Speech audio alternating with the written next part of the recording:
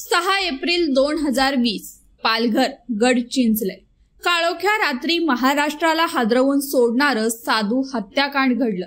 ज्याच्यावर भाजपनं याच हत्याकांडावरून गंभीर आरोप केले होते तोच नेता आता भाजपमध्ये। हा प्रवेश होताच राजकीय वादळ उठलं आणि प्रश्न हा आहे, आरोप करणारेच आता आरोपीला पक्षात का घेतात आणि विरोधकांच्या टीकेनंतर भाजपनं घेतलेला हा यू टर्न यामागचं नेमकं कारण काय? पालघरच्या गडचिंचले येथे 5 वर्षापूर्वी साधूंची निर्घुण हत्या झाली होती। या घटनेनं संपूर्ण महाराष्ट्र हादरला होता। याच प्रकरणावरून आता पालघरच्या राजकारणात मोठा ट्विस्ट आला। ज्या व्यक्तीवर भाजपनं साधू हत्याकांडासंदर्भात गंभीर आरोप केले होते त्याच व्यक्तीला भाजपनं पक्षात प्रवेश दिला आणि विरोधकांच्या टीकेनंतर तो प्रवेश तातडीने रद्दही केला। डहाणू येथील राष्ट्रवादी काँग्रेसचे नेते ॲडव्होकेट काशीनाथ चौधरी यांना नुकताच भाजपनं प्रवेश दिला होता। मात्र चौधरी यांच्या भाजप प्रवेशावर विरोधी पक्षांनी लगेचच टीकास्त्र सोडलं, कारण 16 एप्रिल 2020 रोजी गडचिंचले येथे 2 साधू आणि त्यांच्या चालकाची जमावाने दरोडेखोर असल्याच्या संशयावरून हत्या केली होती।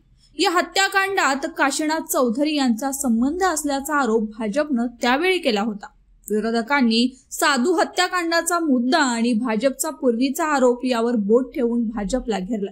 ज्याला आरोपी म्हटलं त्यालाच पक्षात कसं घेतलं असा थेट सवाल उपस्थित करण्यात आला। विरोधकांच्या टीकेचा दबाव वाढल्यानं भाजपचे प्रदेशाध्यक्ष रवींद्र चव्हाण यांनी तातडीने स्थानिक नेत्यांना आदेश देऊन चौधरी यांचा पक्षप्रवेश स्थगित केला। भाजपला नाईलाजाने हा प्रवेश रद्द करावा लागला, ज्यामुळे पक्षावर टीकेनंतर माघार घेतल्याची वेळ आली। काशीनाथ चौधरी यांनी राष्ट्रवादी सोडून भाजपमध्ये प्रवेश करण्याचा निर्णय घेतला, कारण आगामी जिल्हा परिषद निवडणुकीत त्यांच्या सायवन गटातील जागा महिलांसाठी राखीव झाली।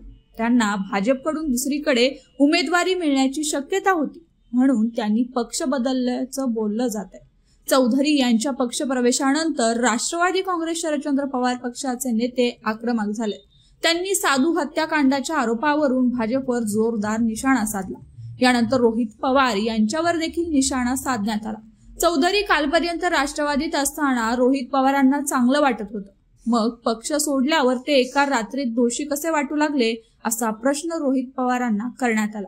मंडळी, याबद्दल तुमचं मत काय आहे हे देखील आम्हाला कमेंट बॉक्समध्ये नक्की सांगा।